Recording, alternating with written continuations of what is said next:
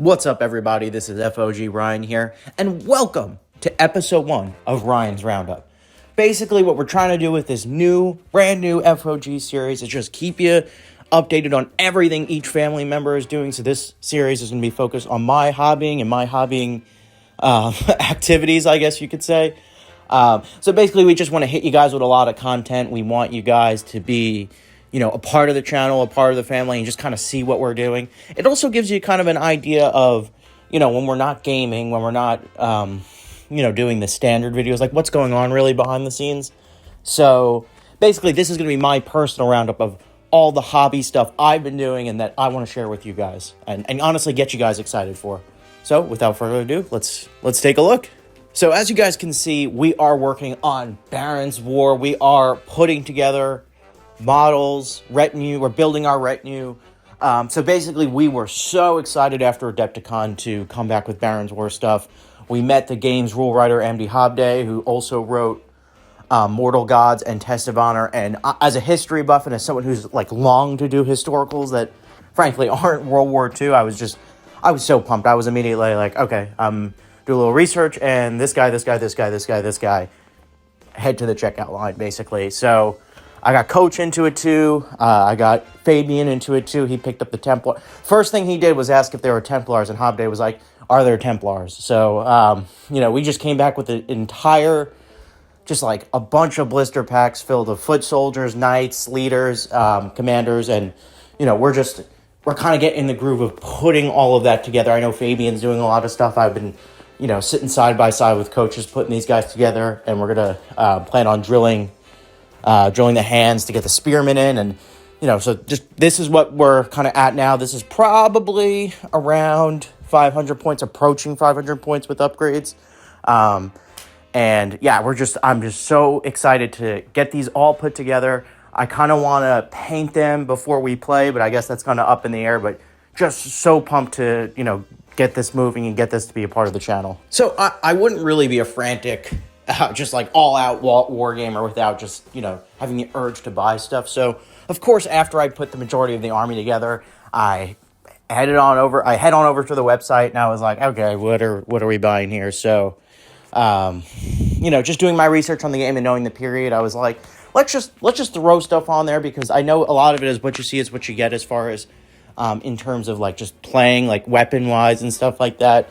So I was like, okay, let's bring some variation to the army. So I picked up a standard group of levies. So levies are basically soldiers, not even soldiers really. It's they're like conscripts taking off, people's estates to fight in battle. They're, they pick up any weapon or hoe or whatever, pickaxe, whatever it may be, they're using in combat to fight. And, that's very typical of the time period, post-anarchy, first baronial war, England. It's just what it was, I also picked up a foot sergeant group and 2 more mounted knights, because honestly, when it comes down to it, you can't go wrong with more mounted knights, you know what I mean? As I'm saying this without playing it.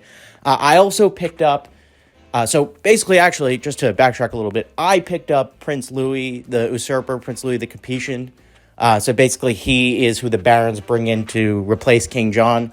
I picked up his father, which is Prince Philip II.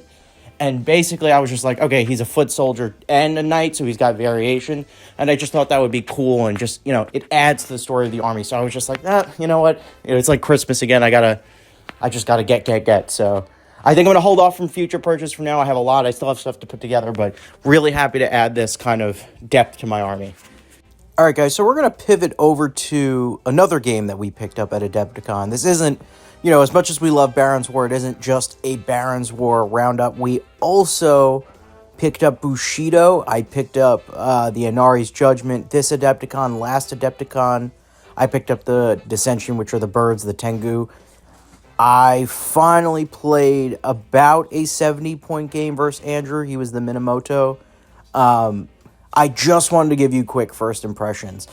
You know what? It's not played like any of the other games we play. We're referring to rolls on a damage chart. It's just got an interesting mechanic with the key tokens.